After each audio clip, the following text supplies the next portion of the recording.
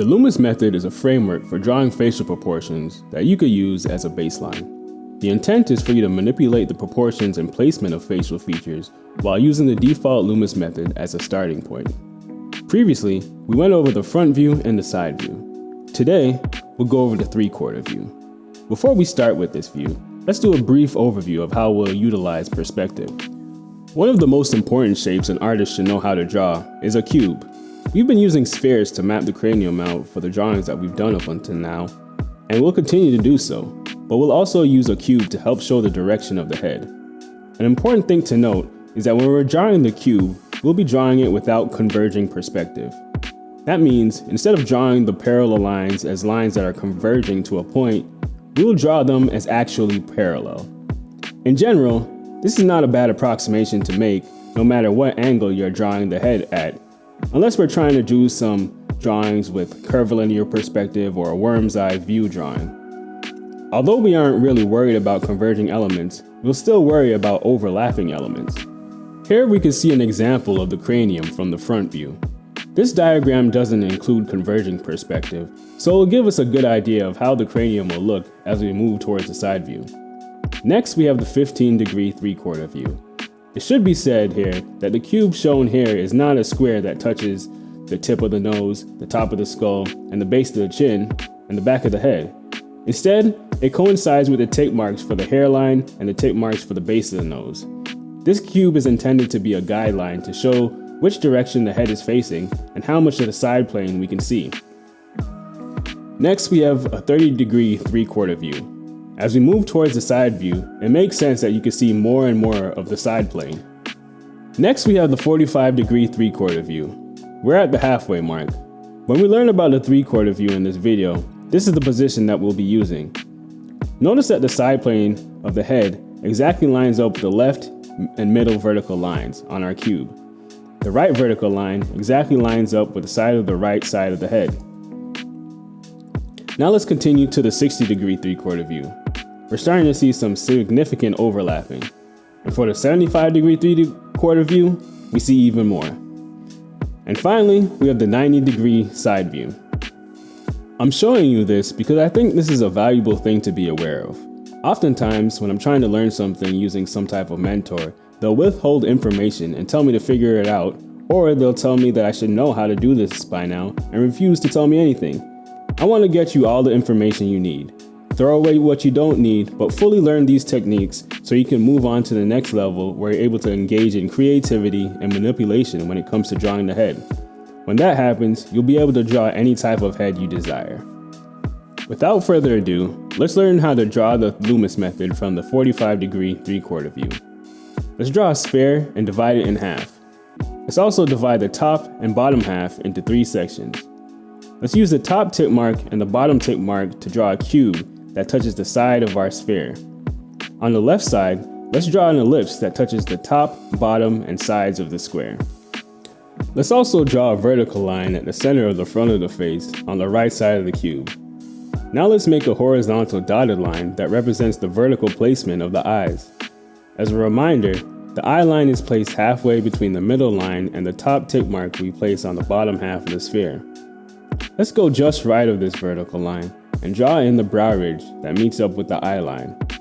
Next, let's draw a line that goes diagonally outward and ends right above the bottom tick mark that represents the base of the nose. Remember, the base of the nose is in line with the bottom tick mark that we made on the bottom half of the sphere. Let's draw a small line diagonally from the tip of the nose to represent the base.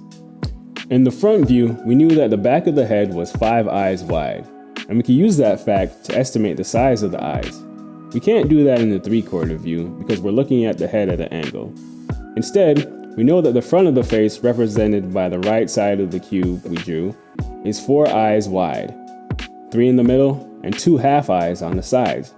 Let's emphasize the eyes and draw eyebrows on the middle line represented by the brow ridge.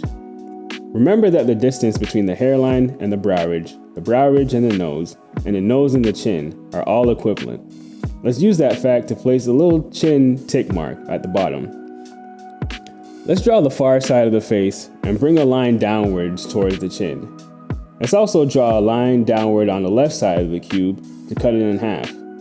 The arrow will go in the lower left quadrant of this division. The top of the ear is in line with the middle line we drew representing the brow ridge, and the bottom tick mark representing the base of the nose. Let's divide the distance from the base of the nose to the chin into 3 sections. The mouth is in line with the top tick mark that we made for these 3 divisions. Let's just put in a line.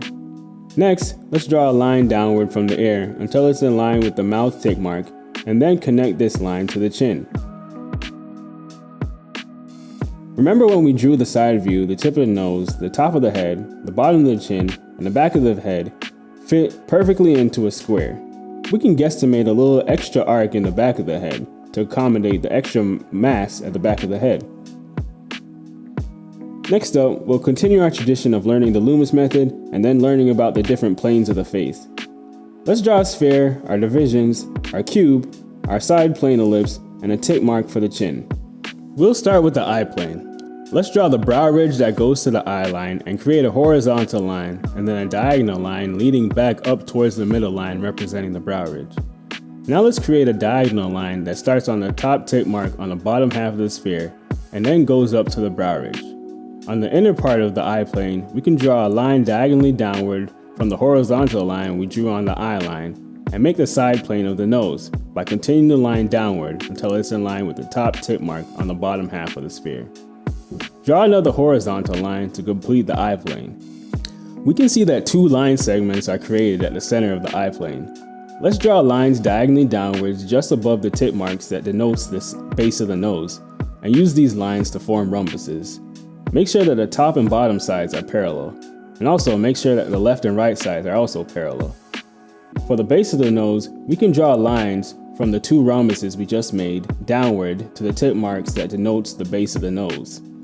Let's draw an ear in the bottom left corner of the left side of the head. Also, let's mark the line for the chin. Next, we can draw the jaw by drawing a line downward from the ear until we reach a point that is in line with the mouth and then connect the line with the chin. Next, we can draw in the far side of the face. Draw a sphere for the cheek and a sphere for the mouth. Connect these spheres with a line. Let's use a zigzagging line to represent the chin and a rhombus for the chin itself. Now we can draw a sphere for the left cheek. And then we could draw a line from the top of the chin that touches the sphere for the mouth, the sphere for the cheek, and stops at a point that is in line with the top tick mark on the bottom half of the sphere. Notice that the line stops at a midpoint between the eye plane and the ear. Finally, we could add some shading, and also we could draw an arc from the top of the eye plane to the top of the lips to represent the side plane of the face. Also, we could draw a line from the jaw to the point where the cheek sphere and the dividing line between the cheek and the jaw meet. In keeping with our tradition, we'll now use the Loomis method to draw the skull. This will help give us a deeper understanding of the facial planes and also help us understand the rigid landmarks that don't move around much even when our characters are making facial expressions. We'll start the same way we have been starting with our sphere and cube guidelines. We'll also draw in our halfway marks, divide the top and bottom into thirds, and finally we'll draw the ellipse for the side plane. The first part of the skull we'll draw in is the outside of the eye bone. This is the name I made up for the bone surrounding the eye that also takes the form of some goggles. The outside of the eye bone is on the inside of the middle line we drew that coincides with the vertical edge of the cube. The inside of the eye bone wraps around. It should not go lower than the tip mark on the bottom half of the sphere. Let's also draw in the nose bridge. A line can be drawn from the eyebrow line down to the eye line. We can then draw another line that goes diagonally and to the right until we reach a point that is halfway between the eye line and the top tip mark we made on the bottom half of the sphere. This location will be the top of the nose bone. Let's finish drawing in the nose bone and quote unquote the eye bone. On the left side, we could draw the zygomatic bone, which starts at the center of the ellipse in line with the top tick mark we made on the bottom half of the sphere and leads into the side of the eye bone. On the bottom side, we'll draw in the cheekbone. The bottom of the cheekbone should be about the same height as the nose bone. Let's draw the teeth and the inside of the jaw. The inside of the jaw pretty much lines up with the outside of the eye bone. Let's continue drawing the bottom row of teeth. Remember, the jaw holds the bottom row of teeth, so the line for the inside of the jaw should meet up with the bottom row of teeth. Next, let's draw the outside part of the jaw like we have been drawing it, and then draw an extra arc at the back of the skull. Finally, let's do some shading to emphasize some of the plane changes, and there you have it, that's the skull. Hopefully by now you have a good idea of how to use the Loomis method. The 3/4 view tends to be a view that artists have trouble with. I think the guidelines in this video should clear up some of the confusion. I haven't really spent a lot of time talking about the implementation of the Loomis method, but these first 3 videos were supposed to be used to get you accustomed to the technique. The next 3 videos will be about anatomy, and after that, we'll focus on drawing heads from all sorts of angles. In any case, if this seems like something that could be useful to you, don't forget to like and subscribe, and as always, be safe, take care, and later days.